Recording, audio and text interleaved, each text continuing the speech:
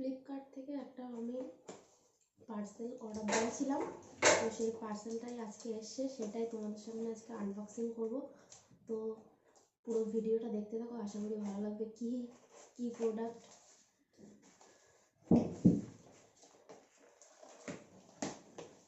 খুলে দিয়েছে, এবার এটা বের করবো।